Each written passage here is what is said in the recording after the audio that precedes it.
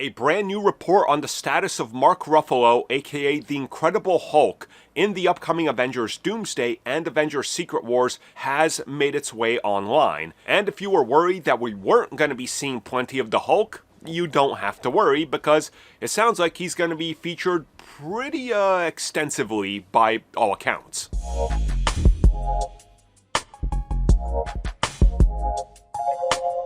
So when the initial cast for Avengers Doomsday was revealed, Mark Ruffalo, the Incredible Hulk, was nowhere to be found. Now, of course, we know that Marvel Studios is not done with the Hulk. Despite the Hulk never delivering in box office, we for a fact know that he moves comics and sells merchandise. So obviously, this is the opposite of many other characters. For example, Iron Man. His movies sold at the box office, comics nowhere near Hulk sales, never really cracking the top of the charts, and also his action figure sales meander behind many characters, including the Hulk. So the Hulk is very interesting on his own. And when we look at his film offerings, from the early 2000s version with Ang Lee, and of course Eric Bana, that version was a critical and box office flop. And then Marvel Studios and Universal worked out that deal that brought, at the time, which was going to be Hulk 2, but they reshuffled it around into The Incredible Hulk, a reboot for the MCU. They made that agreement that, of course, made that the second MCU film. At one point, it was supposed to be the first, but due to Edward Norton not wanting to advertise the film, they had to delay the film due to contract negotiations and almost a lawsuit that literally stopped the film from being released.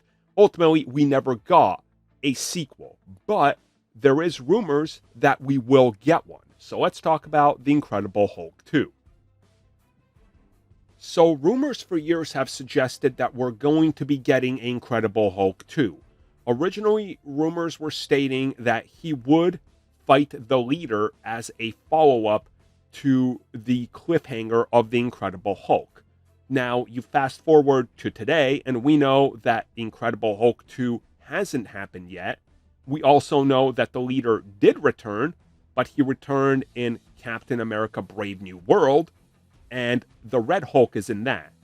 And a lot of people also pointed out that Captain America Brave New World might as well just be Incredible Hulk 1.5 and far less of a Captain America film, which, again, is a complaint that I hold in both regards. I don't like that it's half a Hulk movie, and I don't like that it's half a Captain America movie.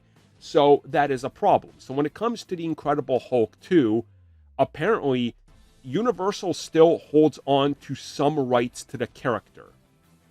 We don't know what extent of these rights they're holding on to, but reportedly the rights did revert mostly in 2022 to 2023, but there's still something that's in place.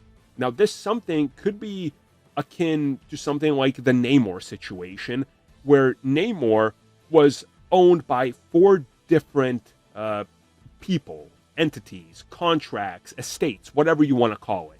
And Marvel's got their hands on 3 of them, but the 4th is still out there. And the one that they got back was, of course, Fox, the one that they have, and Universal. Whoever the 4th entity is, we don't know. The Hulk is in that same holding pattern, apparently, and it might be till Universal is fully done with everything Marvel that his contract lapses. Now, again, we don't know how long that's going to take, so it's going to be interesting to just wait it out.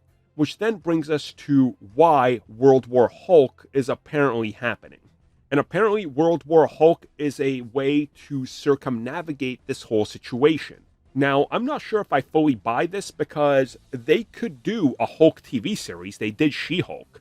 And they were developing a Hulk TV series in 2012 starring Mark Ruffalo, and it would have been a prequel, and it was going to be directed and produced by Guillermo del Toro.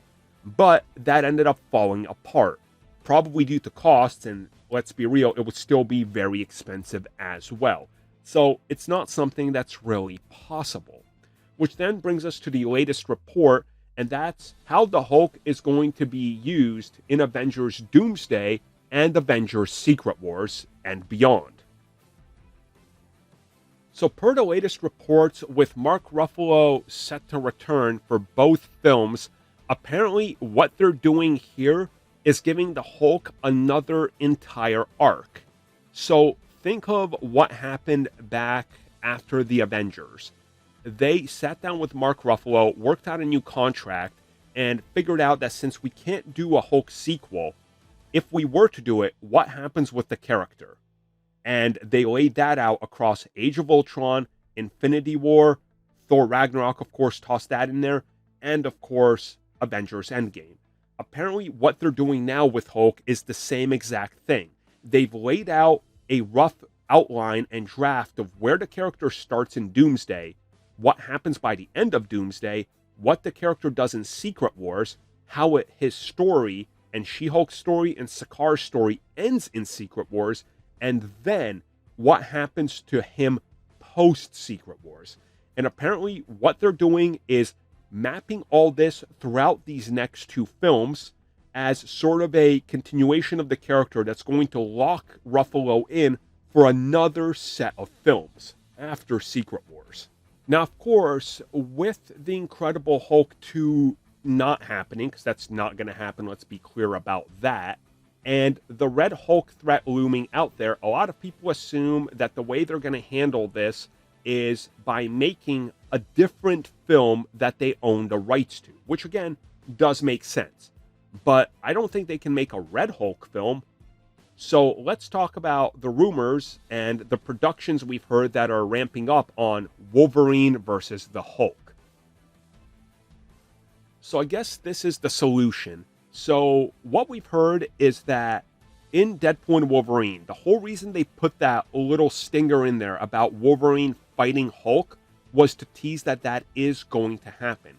And we've heard, and even director Sean Levy leaned into this, that there's ongoing discussions on how to make these characters face off, and that they will in fact face off in Secret Wars, but the idea is to just, again, tease it, and to give us a Hulk 2, but mask that film in a Wolverine versus Hulk shell, which again would make sense. So think of how they shoehorned Red Hulk and the leader and continued their story in Captain America.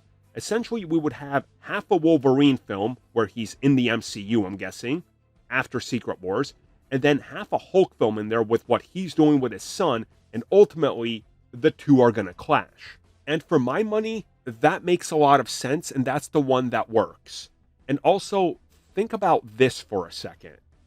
If you put Wolverine versus the Hulk, and that's your big selling point, you got a villain perfectly in place for both of them to fight. Them continuing to use adamantium and build out new test subjects and weapons, while also bringing the Red Hulk into this, where both of them could put their differences aside and fight the Red Hulk.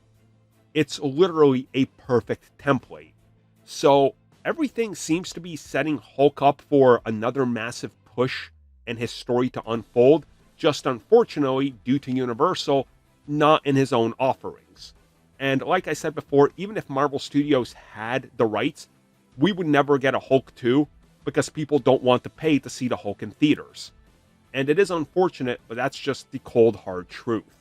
Thank you for checking out that video, and thank you for your continued support. Feel free to like, share, subscribe, do whatever you will, and if you're so inclined and would like some additional content from us, which includes unfiltered content and bonus discussions, we do offer exclusively in our member section. We hope to see you there. So thank you for watching, and have a good one.